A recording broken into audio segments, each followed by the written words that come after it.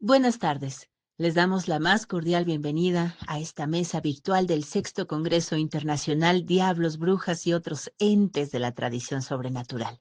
En esta ocasión nos acompañan dos grandes investigadores, Gabriel Ignacio Verduzco Argüelles de la Universidad Autónoma de Coahuila, con la ponencia Imaginario Popular y Construcción Discursiva en Relatos sobre Fantasmas de Niños, Ismael Ernesto Crespín Rivera del Instituto para el Resurgimiento Ancestral Indígena Salvadoreño con la ponencia Los crustáceos sagrados, el cangrejo, un santo y un encanto en el paisaje cultural salvadoreño. Sin más, le cedemos el micrófono. Hola, buenas tardes. Soy Gabriel Verduzco de la Universidad Autónoma de Coahuila y quiero presentarles aquí este proyecto de trabajo. Se llama Imaginario Popular y Construcción Discursiva en Relatos sobre Fantasmas de Niños. Agradezco la oportunidad de esta participación en este Congreso Internacional. Muchas gracias. En los fantasmas de los niños son quizá los personajes sobrenaturales que más miedo provocan. De acuerdo con Javier Pérez Campos, esto es porque han muerto a deshora y quizás entonces para nosotros tampoco haya la certeza de un mañana. El corpus de este trabajo está integrado por 8 relatos de fantasmas de niños y de niñas, recopilados en el sureste de Coahuila. Aquí, bueno, son los nombres que yo les he puesto para trabajar con ellos. El primero que aparece ahí, el niño que pide, es el único que no es propiamente del sureste de Coahuila, es de Monterrey. Los demás sí son de la región. La nena, en la deportiva, el doctor Guerra, la puerta, en el Ateneo, el sueño y la visita. Por cuestión de tiempo, aunque voy a comentar algo al respecto de todos, me voy a centrar en el primero, en el de el niño que pide. Bien, los objetivos del trabajo es caracterizar discursivamente al fantasma de niño, no solo con las descripciones explícitas que hacen de ellos los informantes, sino también reconstruyendo sus características implícitas pertenecientes al imaginario popular. El otro objetivo es identificar los contenidos del imaginario popular que funcionan como clave de lectura y de interpretación de estos relatos y que se viven cotidianamente en el ámbito familiar. Bien, para ello este es mi encuadre teórico-metodológico. Planteo la esquematización del objeto semiótico discursivo a partir de la propuesta de Julieta Aydar. Tomamos la idea del proceso de interacción dialógica oral de Adriana Bolívar, la idea de las esferas semánticas que trabaja Berruto y los preconstructos culturales de Gris. Bien, la esquematización del objeto semiótico discursivo se entiende como construcciones semióticas que son universos discursivos, micromundos, modelos verosímiles de la realidad que otros pueden interpretar o evaluar o bien apropiarse de ellos o reproducir, porque como seres humanos participamos de una lógica natural, compartimos saberes y experiencias sobre el mundo y entonces vamos entendiendo y nos vamos organizando a partir de lo que se va construyendo, en este caso a partir de la narración. La interacción dialógica oral implica que los significados se construyen en la interacción social y por lo tanto es importante y necesario poner el foco en los participantes, en lo que dicen y en lo que hacen cuando dicen algo en contextos específicos y en la responsabilidad que asumen como iniciadores de interacciones. Entonces, si pensamos en la narración de un relato oral de fantasmas y de fantasmas de niños, entonces ese es el contexto específico, es lo que dicen y hacen los que están interactuando y tienen previamente, lo que veíamos anterior, el esquema de esa realidad, de ese modelo, de lo que se va a narrar, pero se va construyendo entre los dos. Las esferas semánticas, de acuerdo con Gaetano Berruto, es un conjunto de términos que se refieren a un mismo concepto o experiencia, o argumento, o un sector de actividad, y que están emparentados entre sí mediante relaciones de distinto tipo. Es diferente al campo semántico en esto, en que abarcan el significado de significados referidos a determinados argumentos o determinadas actividades de una sociedad y una cultura particular. Proporciona clasificaciones de léxico con base en parentescos más referenciales que lingüísticos, como lo vamos a ver más adelante. Es decir, aquí yo voy a trabajar con la esfera semántica de niño y con la esfera semántica de fantasma, y entonces son esos elementos referenciales por experiencia de las personas lo que lleva consigo más que otras palabras que pertenezcan a su campo. Y los preconstructos culturales, de acuerdo con Gris, es que el preconstruido tiene la forma de un conjunto no necesariamente conexo, él lo llama haces de objeto en español. El haz de un objeto está constituido por la familia de propiedades que puede tener y de las relaciones que puede sostener con otros objetos. Esto nos conecta con las esferas semánticas, de tal manera que la palabra niño puede llevar asociado por la experiencia de cada uno otra serie, ese conjunto, esos haces de objetos, de significados y de sentidos que lo acompañan cuando aparece. Entonces, uniendo estos cuatro, tenemos el modelo operativo de este trabajo que yo les presento. Las figuras ahí de los cuerpos son las personas que interactúan, el que cuenta la historia y el que la escucha, ¿no?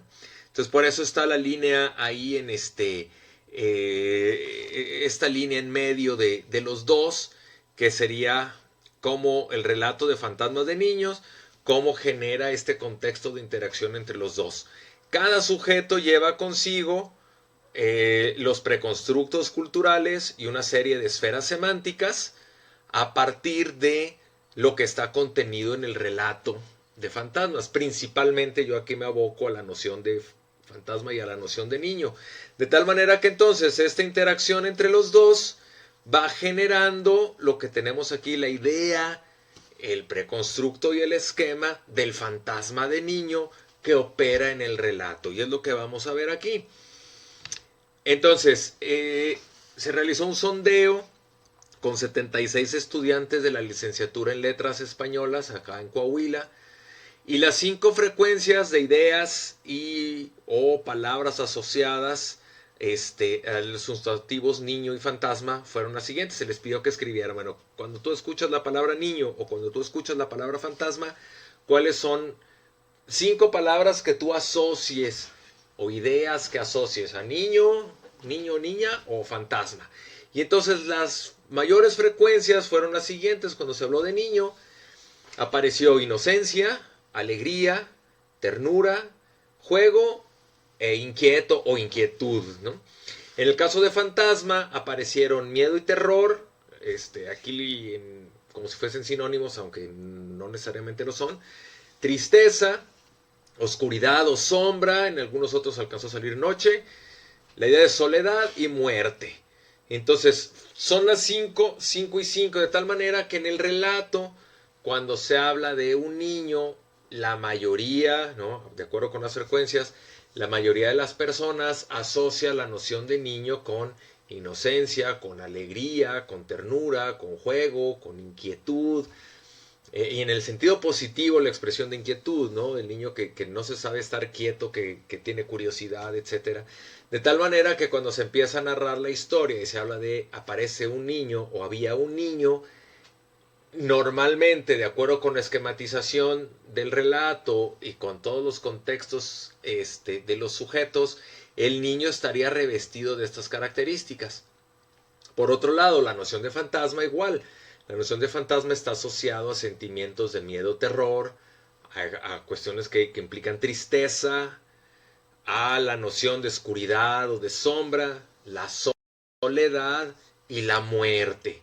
Entonces, nos vamos a dar cuenta que lo que está dentro del constructo de niño y del de fantasma, pues pareciera que hay oposición entre ellos, ¿no? Entonces, entre los principales resultados, ¿no? La oposición está contenida en los relatos a través de los mecanismos de interacción dialógica y por la esquematización del objeto semiótico discursivo. Ya es lo que decíamos ahorita, la noción de niño asociada a la de fantasma, parece haber una oposición entre uno a uno, ¿no? Pareciera que se oponen una a una las características. Entonces, así la narración de relatos de niños, de niñas o niños fantasma, lleva esta tensión discursiva y contradictoria en el implícito de los contenidos, lo que los vuelve particularmente terroríficos, ¿no? Entonces estamos hablando de una historia que involucra a niños, pero el niño no se va a comportar como lo esperaría uno habitualmente de acuerdo a nuestro contexto sociocultural, sino el implícito que está ahí contenido va a chocar con la idea de fantasma y con los contenidos implícitos que llevamos también contextualmente hablando, ¿no? Entonces, por ejemplo, la idea de inocencia aparece de manera peculiar en los relatos de En la Deportiva, La Puerta y La Nena. La idea de juego aparece de manera especial en El Sueño y en El Ateneo. La inquietud de una manera particular en el relato del niño que pide, y en los relatos de La Visita y El Doctor Guerra se destaca de manera especial la ternura en los niños. Las características positivas contenidas en niña, niño, chocan primero con el hecho de que están muertos, ¿no? Y en segundo lugar por la incertidumbre con la que concluye el relato, ¿no? La oposición de las características junto con el sentimiento de incertidumbre produce de manera peculiar el miedo en estas historias. Entonces, les cuento la historia rápidamente esta del niño que pide, ¿no? La persona que entrevistada y que narró el relato dice, él lo vive en carne propia, y otros amigos suyos en la ciudad de Monterrey. Dice que así fueron a una casa abandonada cerca del Obispado en Monterrey. Si alguien conoce el rumbo, pues bueno, es más o menos una colonia que está como en una loma, ¿no? La parte ahí del Obispado está en alto, está así en pendiente. Entonces dice que entran a la casa y como jóvenes, ¿no? Con la idea de vamos a hacer un círculo de sal para la protección y que no nos pase nada si es que hay energías en la casa. Entonces dice, entran a la casa, pues la casa abandonada, con lo que implica una casa abandonada, ¿no? De los peligros, digamos, físicos que puede tener, ¿no? De vidrios, piedras, objetos que pueden caer. Entonces que van con mucho cuidado y escuchan que hay alguien en la casa, ¿no?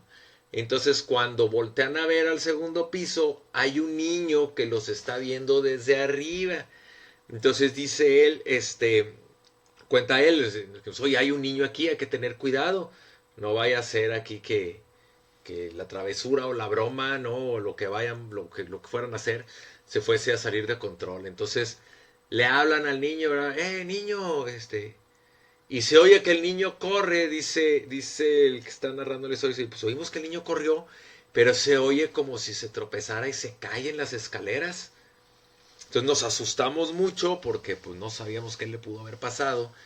Dice que pues, se acercan a la escalera y ven que el niño está tirado en la escalera, que está como hincado en el piso, y cuando el niño se endereza, hace las manos así como si estuviera pidiendo, de ahí que el relato se le llame así.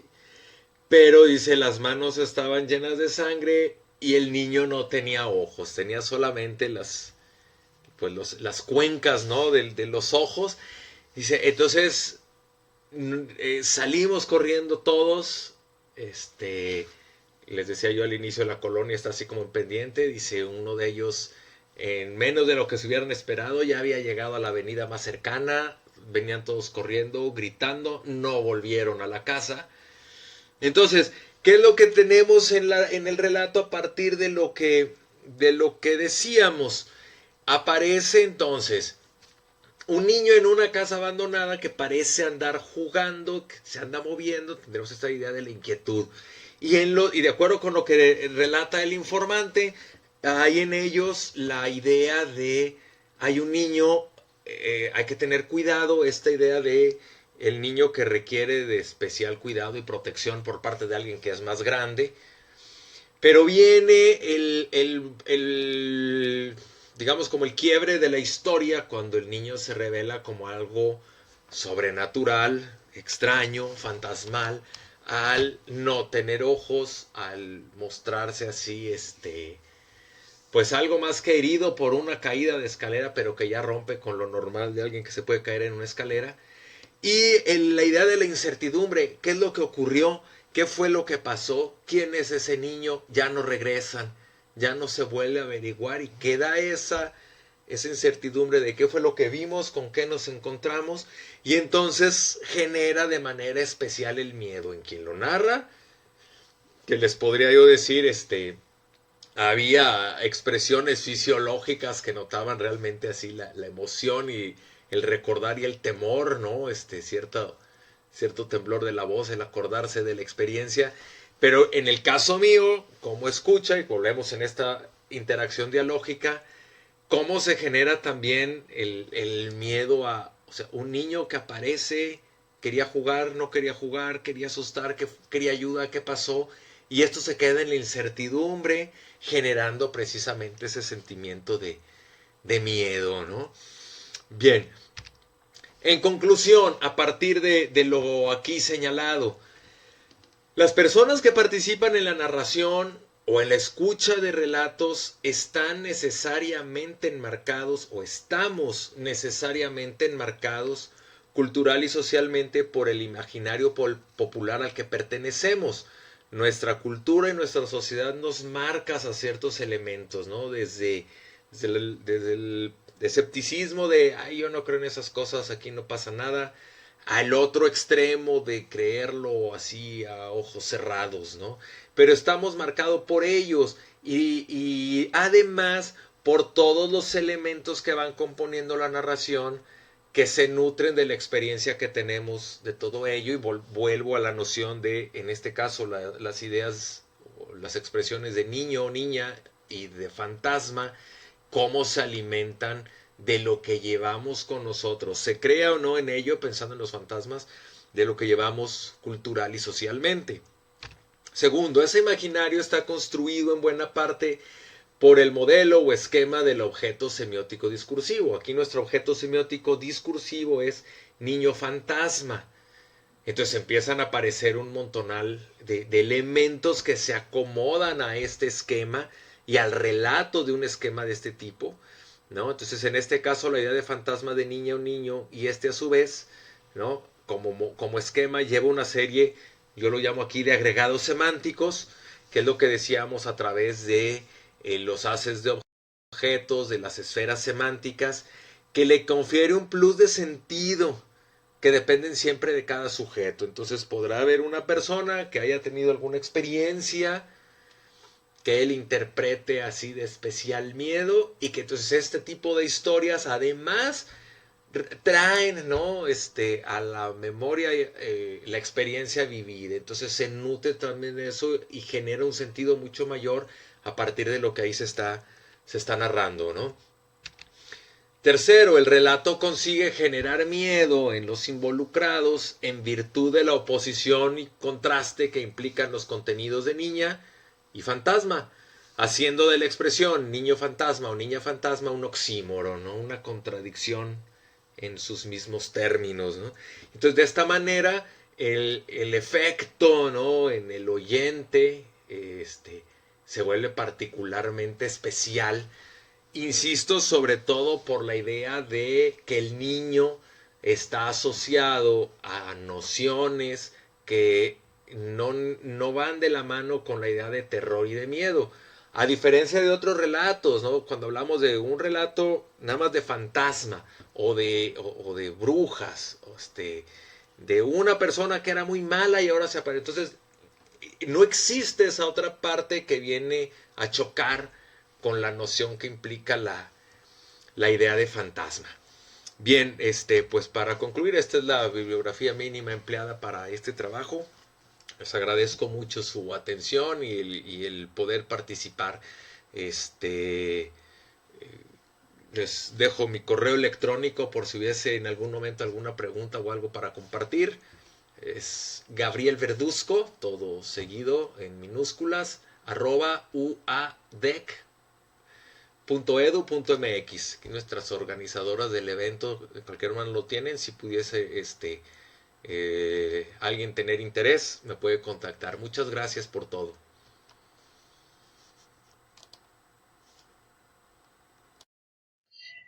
Buen día, mi nombre es Ismael Ernesto Crespín Rivera, soy de la República del Salvador y laboro en el Instituto Raíz, Rescate Ancestral Indígena Salvadoreño, como investigador del área de patrimonio inmaterial. Tanto el instituto como mi persona siempre hacemos mucho énfasis en lo que es la literatura o tradición oral, tanto los personajes como sus contextos. En este caso, para empezar, quiero agradecerle a las diferentes instituciones y personas que han hecho posible mi participación y la oportunidad de poder hablar un poco sobre este proyecto de animales y entidades acuáticas en la cosmovisión salvadoreña.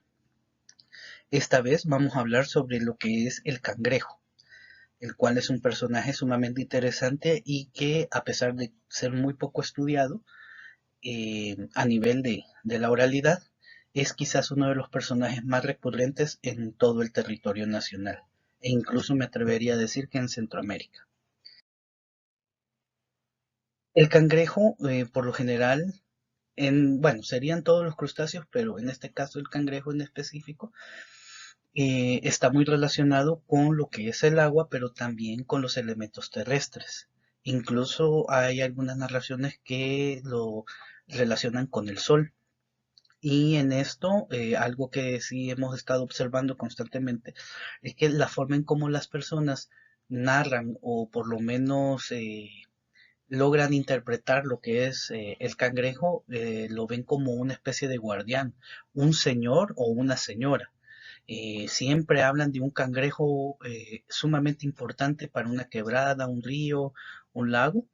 A veces no diferencian si son masculinos o femeninos, o también se da el caso de que hablan de dos cangrejos. Entonces, en este caso, vamos a tocar esa parte de las narrativas.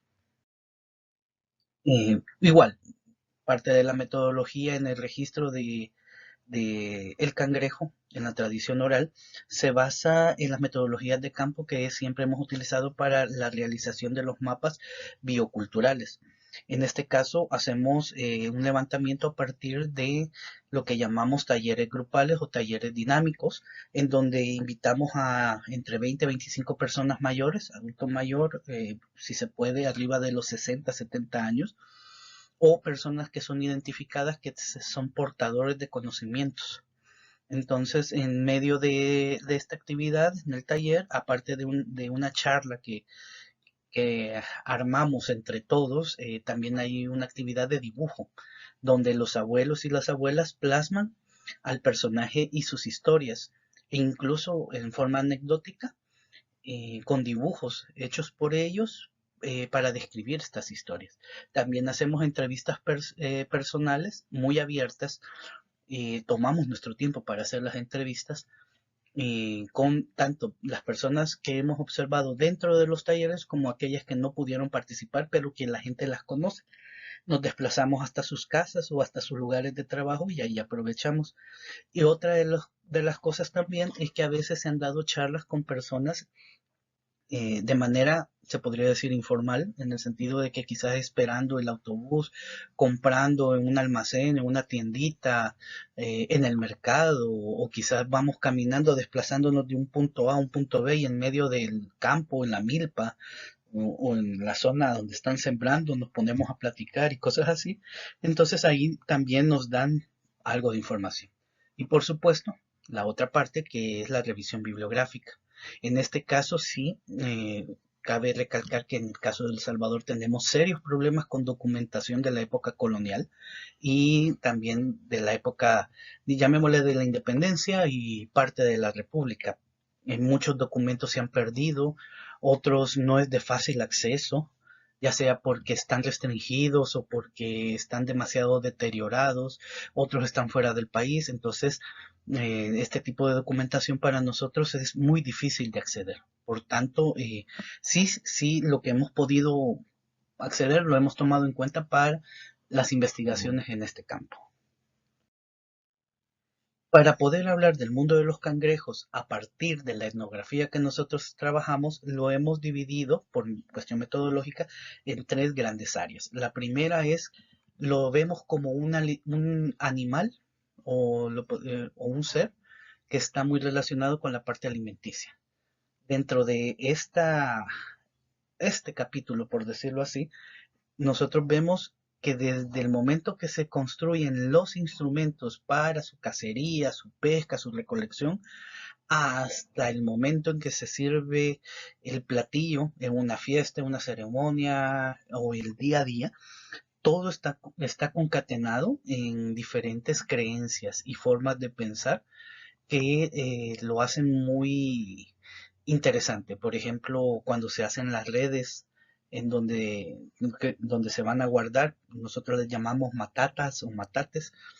La forma en cómo se hacen tiene cosmovisión, se hacen oraciones se cargan entre comillas energéticamente para que el cangrejo se duerma o sea más fácil de atrapar. Los amuletos, por ejemplo, que se tienen en las casas para los que cangrejean, eh, son del- de, partes de los elementos del cangrejo, patas, cascarones, etcétera, que se tienen en ciertas partes de la casa, que es un amuleto para tener buena suerte en la pesca del cangrejo.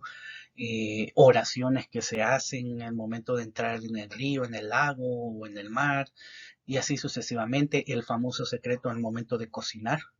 Todo eso lo podemos ver como un apartado en esto de la alimentación, un animal como parte de la alimentación.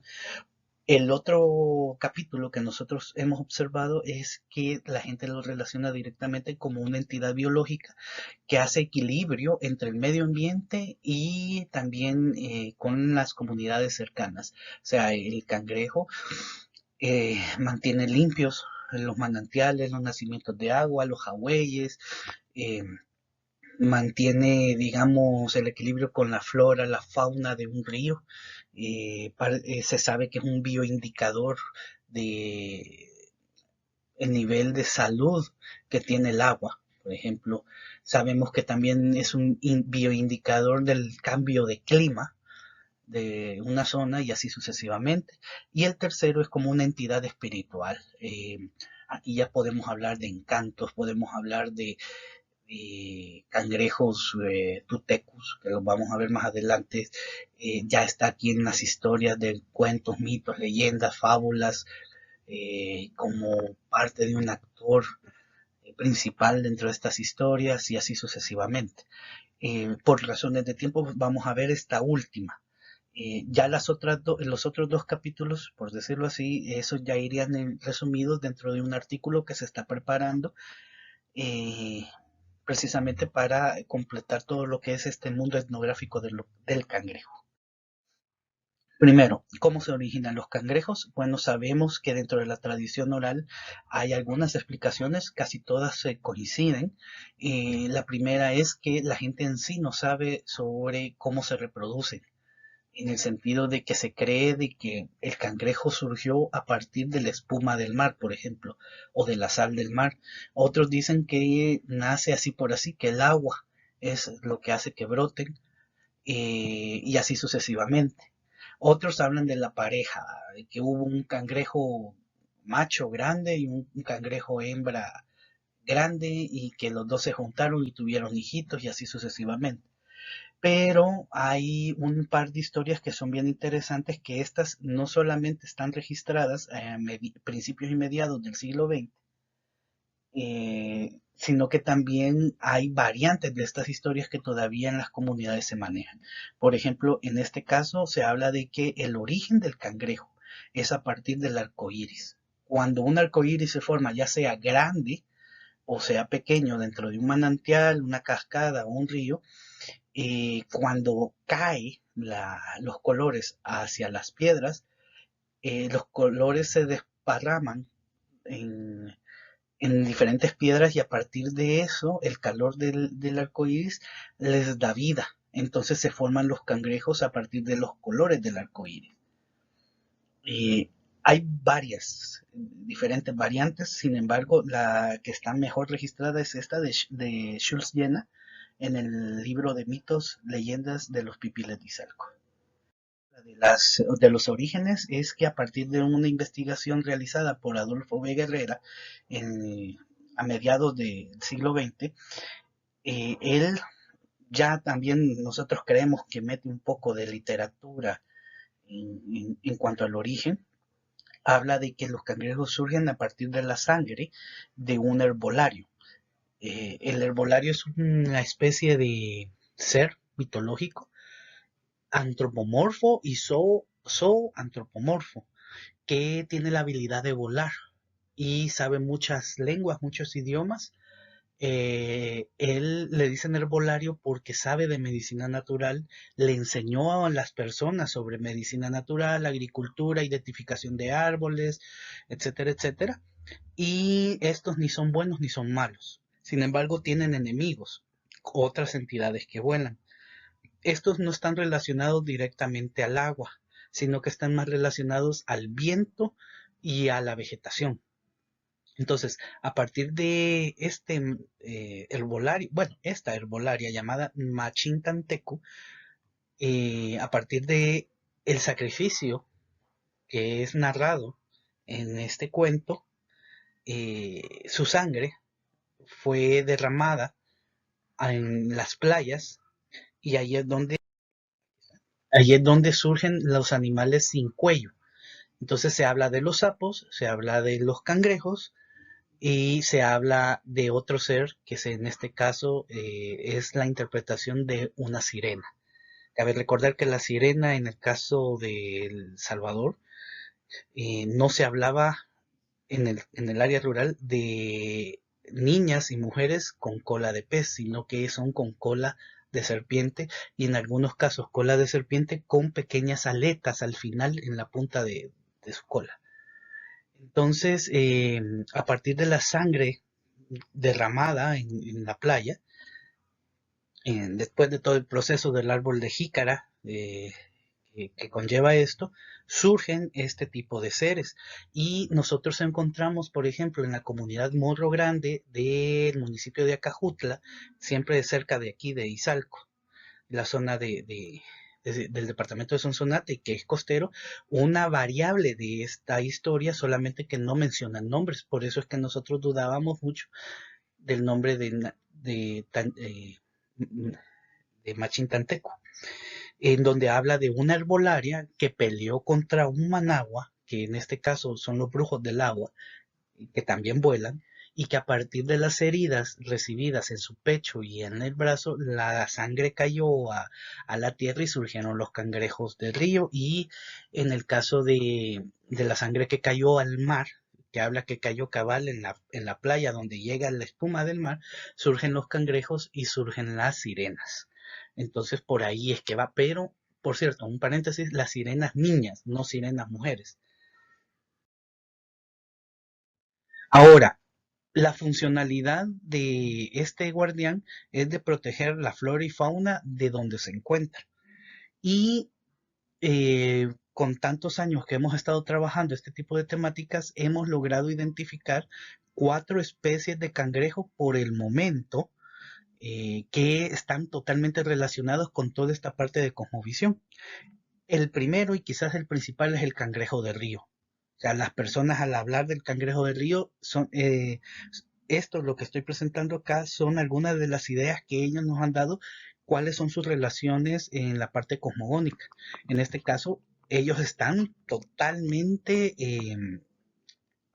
relacionados al arco iris, no solamente al que se crea, el cangrejo que se crea del rayo del arco iris, sino que resulta que ellos, cuando ellos pueden formar un arco iris de un manantial hacia otro manantial, y por ahí es donde ellos se transportan. Entonces van como haciendo cadenas de arcoíris para transportarse según a donde ellos quieran ir.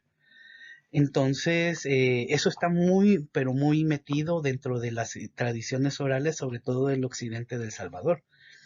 También se le considera ayudante de los tepehuas o los chicos de la montaña, que son básicamente la versión sincretizada de los tlaloques.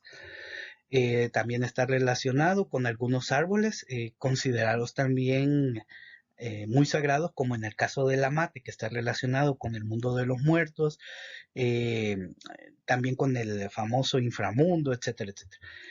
Es un encanto o puede ser ayudante de un encanto y está relacionado con el maíz.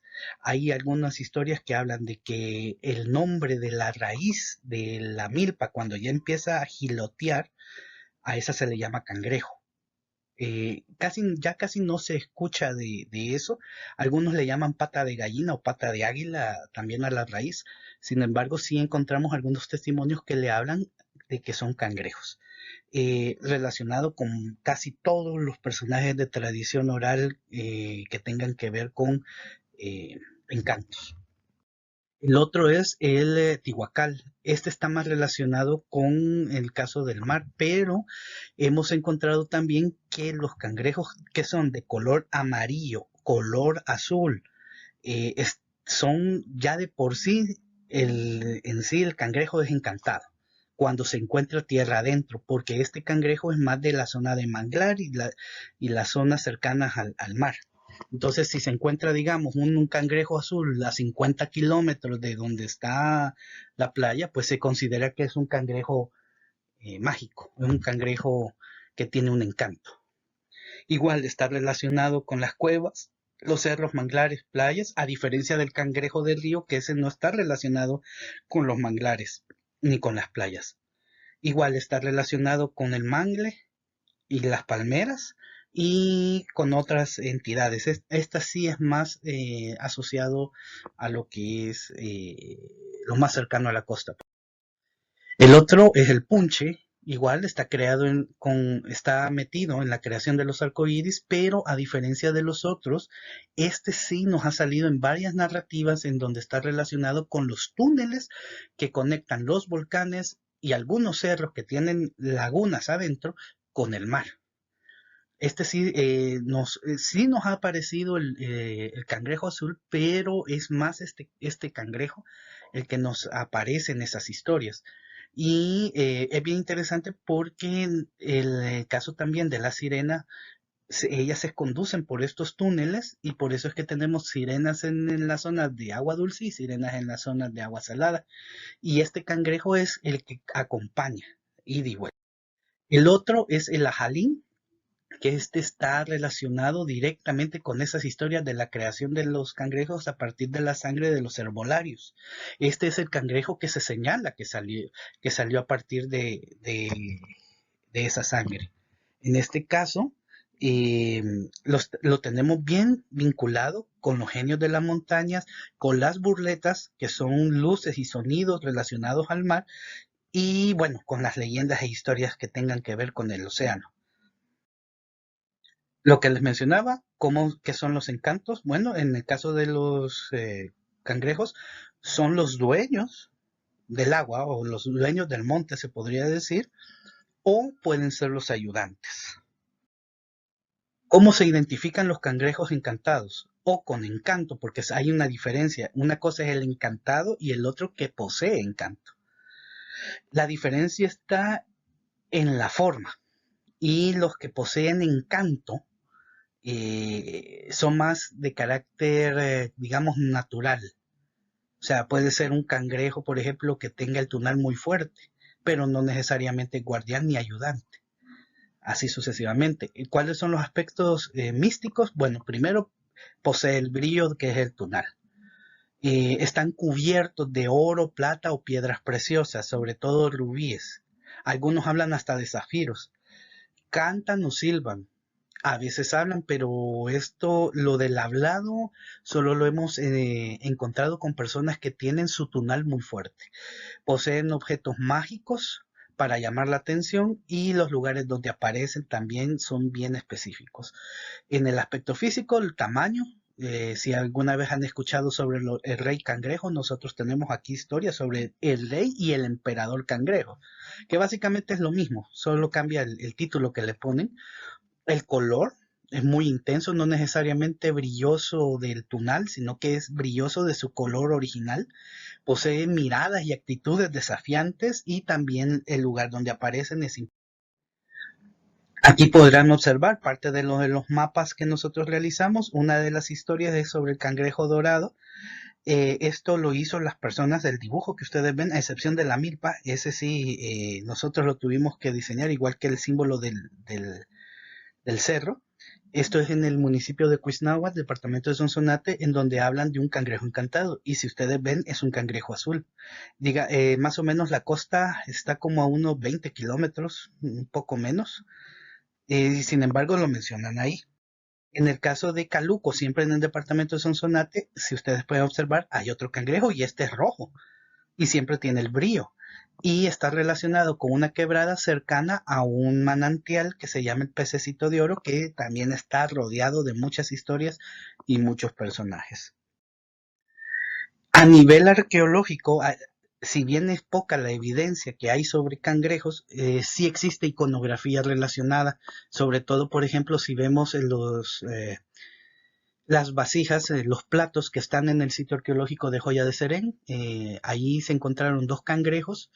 En San Andrés creo que hay uno del tipo campana que también tiene cangrejos. Y en el caso del arte rupestre, aquí tenemos un buen ejemplo. En el caso de este lugar, está en el departamento de La Unión, bien al norte, ya cercano a la frontera con Honduras, y se cree que en esta gruta, que es la Cueva de los Fierros, así se le llama, aparecía un encanto de cangrejo. Eh, era un cangrejo grande y también aparecían cangrejos pequeños cuando había cambio de estación, de verano a la época de lluvias. Este arte rupestre sí creemos que es prehispánico y pertenece a uno de los 8 o 9 lugares de pintura rupestre en El Salvador. O sea, tenemos muy poquitos. Y son dos cangrejos los que aparecen acá. El otro está un poquito más deteriorado, casi son similares. Otra de las historias que es muy recurrente en el caso del lago de Ilopango, que está ya cerca de la capital, es sobre la señora de Blanco, que también está relacionada con la señora del lago y la sirena del lago. Entonces, había una forma de contactarla, una forma de pedir favores, y como para cerrar el trato se cerraba con un plato de tamales. Otras veces solo aparecía, ofrecía tamales, y aquí sí hay una cuestión de sincrética bien interesante, porque algunos dicen que si uno le acepta los tamales, se lo lleva hacia adentro de la peña. Otros dicen que si uno no le acepta los tamales, entonces lo castiga, y así sucesivamente. Entonces, esta historia es bien interesante, pero yo la relaciono más con la cuestión del tema de la sirena. Perdón. Y esta es una de las últimas historias que hemos puesto sobre cómo es la interacción de un cangrejo que tiene encanto, que fue capturado y pidió ayuda por medio de su canto o del silbido, o no sé cómo describirlo, pero pidió ayuda a otros encantos que le ayudaran a poderse salir de la red en donde lo tenían atrapado. Y más adelante, si ustedes quieren que les comparta esto, como les digo, en el artículo va a ir ya. Aquí está la historia que está dentro de los mapas. Fue sobre el río Lempa, que es el río más importante para nosotros acá en el país, y ahí pueden ver los otros dos encantos: la tambora, que es el que está arriba del señor con el cangrejo, y la chancha, que son encantos y también son sustos. Cuando premia o castiga, como una metáfora, también lo registró una antropóloga llamada Concepción Clara de Guevara en los años 70, perdón, los años 70, y es bien interesante porque hay otras historias de cangrejos similares en donde narran que también castigan o pueden premiar. Cangrejo, un mediador de la lluvia, como se los mencionaba, o sea, ellos trabajan con los tepehuas o tlaloques en la recolección de nubes para poderlas llevar a las montañas, y así ellos, los chicos de la montaña o los tlaloques, pueden ir a repartir a diferentes partes para que. Este es otro fragmento de lo que habla Jules Verne. Igual, digamos que es lo más registrado en un solo lugar, lo más específico, pero en otras partes hay variantes de estas historias. Cangrejo arcoíris, lo que le mencionaba, Nosotros hemos encontrado una correlación de lo escrito por Hartman en diferentes entrevistas, o sea, sí podemos confirmar que la historia que comenta Hartman no era tan fantasiosa como algunos mencionan, sino que sí tiene una base y todavía continúa. Aquí hay una gráfica interesante de cómo se transportan los cangrejos. El anterior, en el traje los cangrejos están en la parte de abajo, precisamente simulando cómo se les subieron. Pues aquí también la parte de la peregrinación por el pueblo. La fiesta de San Gregorio, pues el platillo principal son los cangrejos. Por lo general se da cangrejo en alguaste, o sea, es una especie de sopa de cangrejo, pero la base principal, bueno, aparte del cangrejo, es el polvo de la pepita, o sea, el polvo de la semilla de ayote. A eso nosotros le llamamos alguaste.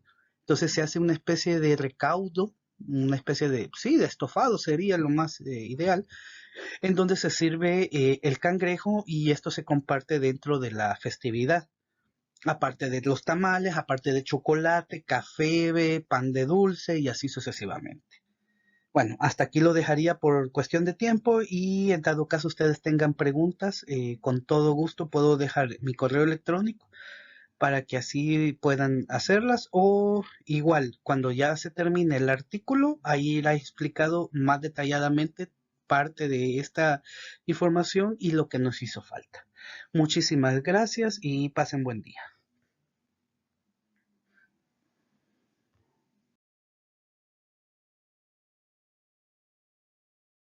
Hemos llegado al final. Agradecemos mucho a nuestros ponentes y al público que está siguiendo esta transmisión. Les invitamos a seguir al pendiente de nuestras redes sociales para que no se pierdan ninguno de nuestros futuros eventos.